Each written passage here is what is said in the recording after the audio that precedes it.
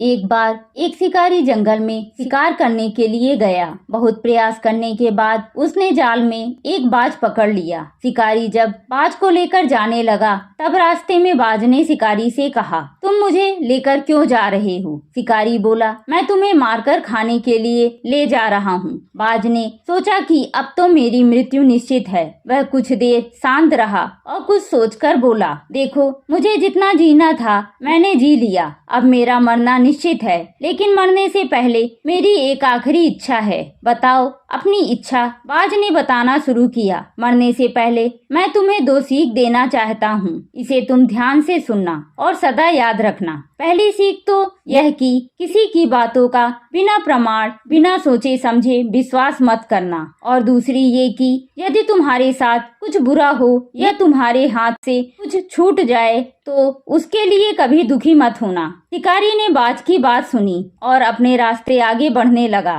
कुछ समय बाद बाज ने शिकारी से कहा, शिकारी, एक बात बताओ, अगर मैं तुम्हें कुछ ऐसा दे दूं जिससे तुम रातों रात अमीर बन जाओ तो क्या तुम मुझे आजाद कर दोगे? शिकारी फौरन रुका और बोला, क्या है वो चीज? जल्दी बताओ। बाज बोला, दरअसल बहुत पहले मुझे राजमहल के करीब एक हीरा मिला था, जिसे उठाकर मैंने एक गुप्त स्थान पर रख दिया था। अगर आज मैं मर जाऊंगा तो वो हीरा ऐसे ही बेकार चला जाएगा। इसलिए मैंने सोचा कि अगर तुम उसके बदले मुझे छोड़ दो तो मेरी जान भी बच जाएगी और तुम्हारी गरीबी भी हमेशा के लिए मिट जाएगी। यह सुनते ही शिकारी ने बिना कुछ सोचे समझे बाज को आजाद कर दिया और वो हीरा लाने को कहा। बाज उड़कर पेड़ की एक ऊंची शाखा पर जा बैठा और बोला, कुछ देर पहले ही मैंने तुम्हें सीख दी थी कि किसी के भी बातों का तुरंत विश्वास मत करना, लेकिन तुमने उस सीख का पालन नहीं किया। दरअसल मेरे पास कोई हीरा नहीं है और अब मैं आजाद हूँ। यह सुनते ही शिकारी मायूस हो पछताने लगा। तभी बाज फिर बोला,